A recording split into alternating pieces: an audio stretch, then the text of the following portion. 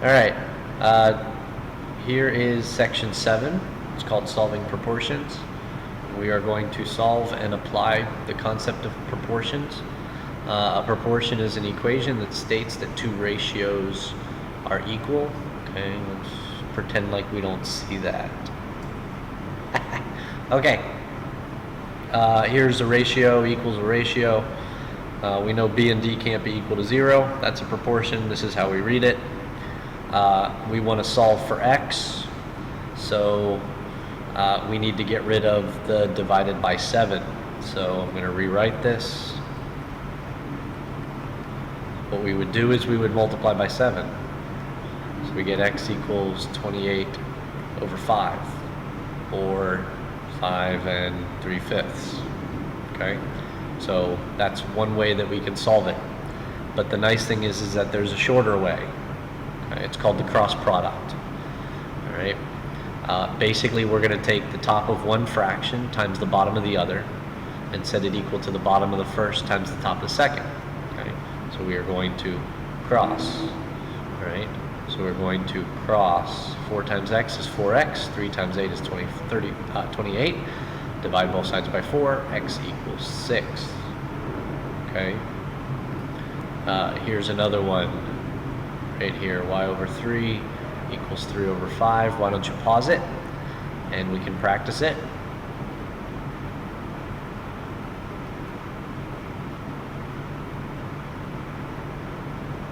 That's what you should get. Okay. Whenever you have a b in the denominator, it's always best to use the cross product rather than the first method. Remember this one where we multiply both sides by 7. That's the multiplication property of equality. The cross product is going to be easier.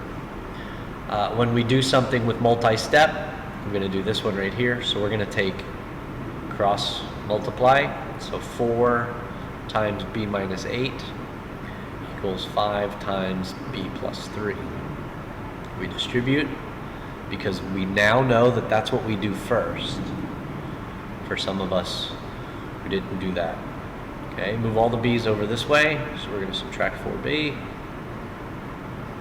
We get b. I'm going to subtract 15 from both sides. Negative 47. So b equals negative 47. Okay, let you work that one out on your own. Pause it. Okay, hopefully you've paused. Now notice that it doesn't matter which way,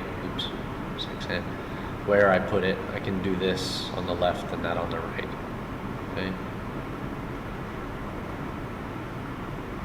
So I'm going to move the ends this way. I don't want to, but I'm going to because that's the way it's at.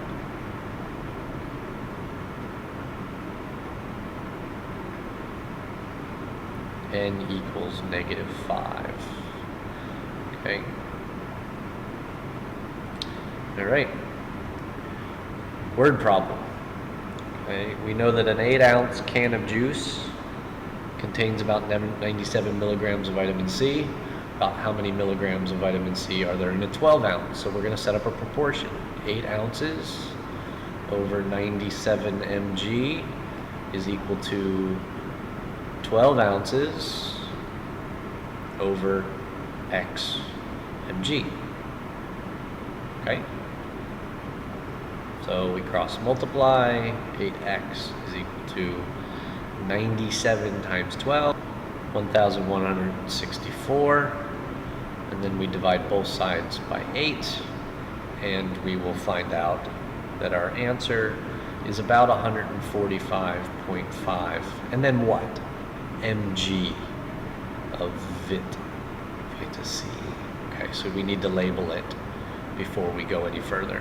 Okay, so we can set up the proportion a number of different ways, but I compared one can to how many milligrams of vitamin C it has, and then I set that equal to one can compared to how much vitamin C it has. Okay, here's some practice. If you need the answers, ask when you get to class. All right, that's about it for this section. See ya.